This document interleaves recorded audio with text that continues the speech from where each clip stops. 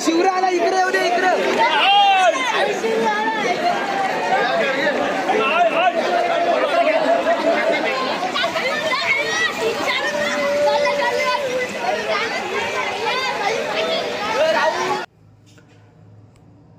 कळावी येथील रस्त्याच्या प्रश्नासाठी ग्रामस्थांचं आंदोलन. रस्त्यावर पाणी साचल्यानं 4 गावांचा संपर्क तुटला. विद्यार्थ्यांसह ज्येष्ठ नागरिक रस्त्यावर. कळवे ते जोहे रस्त्यात ॲक्सिस बँक समोर मोठ्या प्रमाणात पाणी साचल्यानं आणि रस्त्याच्या दुरावस्थेमुळे नागरिकांना मोठ्या अडचणींचा सामना करावा लागतोय. वारंवार पत्रव्यवहार करूनही सार्वजनिक बांधकाम विभाग पेन प्रशासनाकडून अद्याप कोणतीही ठोस कारवाई झालेली नसल्यानं ग्रामस्थांनी रास्ता रोको आंदोलन केलं. गेली अनेक वर्ष कळवे येथील ॲक्सिस बँकेसमोर मोठ्या प्रमाणात पाणी साचतंय. पाण्याचा निचरा होण्याचा मार्ग नसल्यानं 4 गावांचा संपर्क तुटतोय. शाळेत जाणाऱ्या विद्यार्थ्यांना त्रास सहन करावा लागतोय. अनेक विद्यार्थ्यांचं शैक्षणिक नुकसान देखील झालंय. वयोवृद्ध नागरिक जीव मुठीत घेऊन पाण्यातून मार्ग काढत असतात. या वयोवृद्ध नागरिकांच्या जीवाला धोका निर्माण झाल्याचं चित्र पाहायला मिळतं. प्रशासनाला वारंवार विनंती अर्ज करून देखील कोणतीही कारवाई न झाल्यानं नागरिक संतप्त झाले. या समस्येकडे प्रशासनाचं लक्ष वेधण्यासाठी कळवे, जोहे आणि पंचक्रोशीतील नागरिकांनी पाण्यात उतरून रास्ता रोको केला. यावेळी अलिबाग येथील additional SP Abhijit Shivthare, DYSP Jalender Nalkul, Dadar सागरी पोलीस ठाण्याचे पोलीस निरीक्षक संजय कुमार ब्रह्माणे, तहसीलदार तानाजी शेजाळ, माझा तहसीलदार प्रसाद कालेकर, PWD पेन बांधकाम अधिकारी DM पाटील तसेच कळवे ग्रामपंचायत सरपंच सदस्य यावेळी उपस्थित होते. यावेळी अतिरिक्त पोलीस अधीक्षक अभिजित शिवथरे यांनी प्रत्यक्ष घटनास्थळी भेट देऊन पाहणी केली असता नैसर्गिक नाळे मोकळे करून ज्या ठिकाणी अडथळे आहेत ते बाजूला करण्याचे आदेश दिले. या आंदोलनात ज्येष्ठ नागरिक, ग्रामस्थ, महिला आणि विद्यार्थ्यांनी, युवक मोठ्या प्रमाणात सहभागी झाले होते. सरपंच दिलीप रामकृष्ण म्हात्रे, आज खरं सांगायचं म्हणजे अतिशय परिस्थिती इथे भयानक आहे.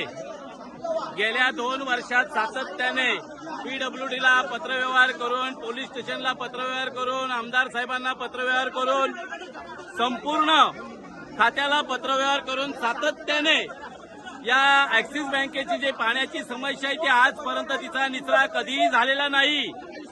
माझी शासनाला आणि पेन तालुक्याच्या सन्माननीय तहसीलदार साहेबांना, प्रांत साहेबांना आणि कलेक्टर साहेबांना एकच विनंती आहे की इथला स्थानिक प्रशासन हाताशी धरून जो पाण्याचा मार्ग ज्यांनी कुणी अडवलेला आहे, तुमच्या फायद्यांसाठी आमचा गणपती कारखानदारीला कधीही विरोध नाही.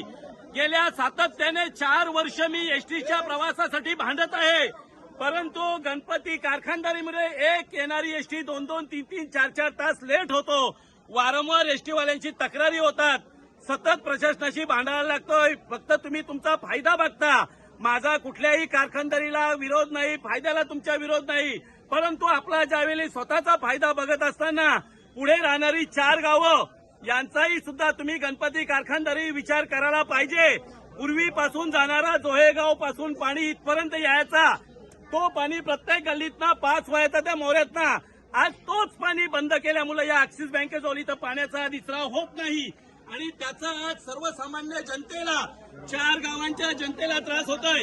आम्हाला तुमची कारखानदारीचा अजिबात विरोध नाही, परंतु तुम्ही जर असेच वागत राहिलात तर मी याच्या पुढे RTOला लेटर देईन. तुमच्या कशा गाड्या रस्त्यावर लागतात हेही बघेन. दुसरी गोष्ट, वेळ आली तर दादरवाल्यांना तयार करी, उरलेली सोनसरणी तयार करू आणि मुंबई गोवा हव्यावर, एक मिनिट, मुंबई गोवा हवे हमरावर फाटात बंद करू. तुम्ही कशी तुमची कारखानदारी चालवता हेही बघण्याची आमची तयारी आहे.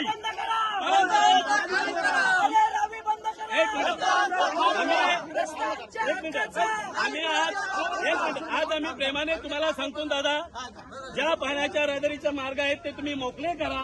आमची तुम्हाला काही हरकत नाही. जे पाण्याचे मार्ग आहेत ते मोकळे करा. आमच्या तुमच्या कारखानदारीला विरोध कधीही नाही. तुम्ही कितीही पैसे कमवा, कितीही वेळ ठेवा, कारण या कारखानदारीमुळे या भागात रोजगार मिळत असतात. ही गोष्ट आम्हाला मान्य आहे, परंतु लोकांना त्रास होऊ नये.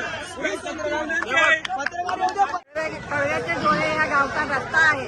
या ॲक्सिस बँकेजवळ खूप खड्डे आणि पाणी साचतोय. विद्यार्थी, वयोवृद्ध यांचे खूप हाल होतात. येणाऱ्या वाहनांच्यातून दगड उडले जातात. ते एखाद्याच्या जर वर्मी लागले तर त्यांनी कोणाचा आधार घ्यायचा? हा आधार शासनाने या लोकांना, जनते